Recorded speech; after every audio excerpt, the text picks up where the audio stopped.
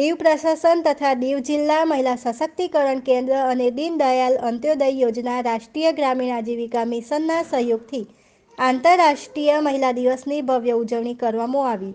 કેન્દ્ર શાસિત પ્રદેશ દીવના મલાલા ઓડિટોરિયમ ખાતે આજે બપોરે 4 કલાકે દીવ પ્રશાસન તથા દીવ જિલ્લા મહિલા સશક્તિકરણ કેન્દ્ર અને દીનદયાળ અંત્યોદય યોજના રાષ્ટ્રીય ગ્રામીણ આજીવિકા મિશન દ્વારા દીવ કલેક્ટર ભાનુપ્રભાની અધ્યક્ષતામાં આંતરરાષ્ટ્રીય મહિલા દિવસ અનુસંધાને ભવ્ય કાર્યક્રમ આયોજિત કરવામાં આવ્યો કે સમાજમાંથી બાળ લગ્ન, મહિલા ઉપર અત્યાચાર વગેરે જેવા કુરિવાજોને નાબૂદ કરવા તથા આ કુરિવાજોમાં જો ભાગીદાર બનશે તો તે પણ સજાને પાત્ર છે। કાર્યક્રમમાં તેમણે મહિલાઓને લગતી અનેક વાતો તથા માર્ગદર્શન આપ્યું।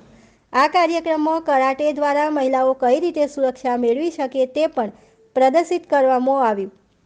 આ પ્રસંગે સાંસ્કૃતિક કાર્યક્રમનું પણ આયોજન થયું હતું। વિદ્યાર્થીઓને તથા વક્તાઓને મોમેન્ટો મેડલ આપી તથા સર્ટિફિકેટ આપી સન્માનિત કરવામાં આવ્યા હતા। આ પ્રસંગે ડેપ્યુટી કલેક્ટર, નગરપાલિકા પ્રમુખ, જિલ્લા પંચાયત પ્રમુખ, ઉપપ્રમુખ, નગરપાલિકા કાઉન્સિલરો, ઓફિસરો, સેલ્ફ હેલ્પ ગ્રુપની बहनों तथा बड़ी संख्या में महिलाओं उपस्थित रहा था। भाषण दे देंगे तो फिर मेरे लिए बोलने के लिए कुछ बचेगा भी नहीं।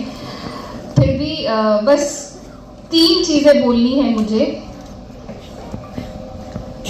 सबसे पहले जैसा कि डॉक्टर मैडम ने कहा कि साल का केवल एक दिन नहीं, साल के 365 दिन हमारे होते हैं।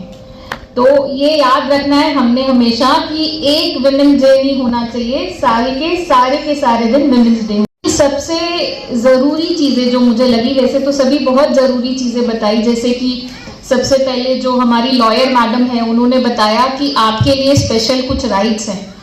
फिर हमारी एसएचओ मैडम ने भी बताया कि आपकी प्रोटेक्शन आपके हाथ में है, आपके पास जितने लॉज हैं उनको यूज़ करना है। उसके अलावा फिर कुछ 2-3 चीजें मुझे लगा, एक सेकंड, पत्नी को मार रहा है और पत्नी क्या कर रही है?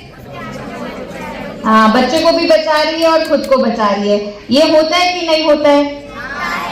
तो फिर क्या करना है? उठा के पति को मार देना उसी बोतल से। मैं मजाक नहीं कर रही हूँ, यही बोलने आई हूँ मैं। सबसे ज़रूरी चीज़ें जो मुझे लगी, वैसे तो सभी बहुत ज़रूरी चीज़ें बताई, जैसे कि सबसे पहले जो हमारी लॉयर मैडम है उन्होंने बताया कि आपके लिए स्पेशल कुछ राइट्स हैं। फिर हमारी एसएचओ मैडम ने भी बताया कि आपकी प्रोटेक्शन आपके हाथ में है, आपके पास जितने लॉज हैं उनको यूज़ करना है। उसके अलावा फिर कुछ 2-3 चीज़ें मुझे लगा, एक सेकेंड, 498 केस में 498 માં હું થાય કે તમારા સાથે કોઈ તમારા સસુરાલ વાળા કે પછી હસબન્ડના ઘરના તરફથી કોઈ બી ફેમિલી વાળા ત્યાં યુકે સેટલ થઈ જાય અને એ લોકો પાછા આવતા બી નહીં મળે એવું સાંભળ્યું।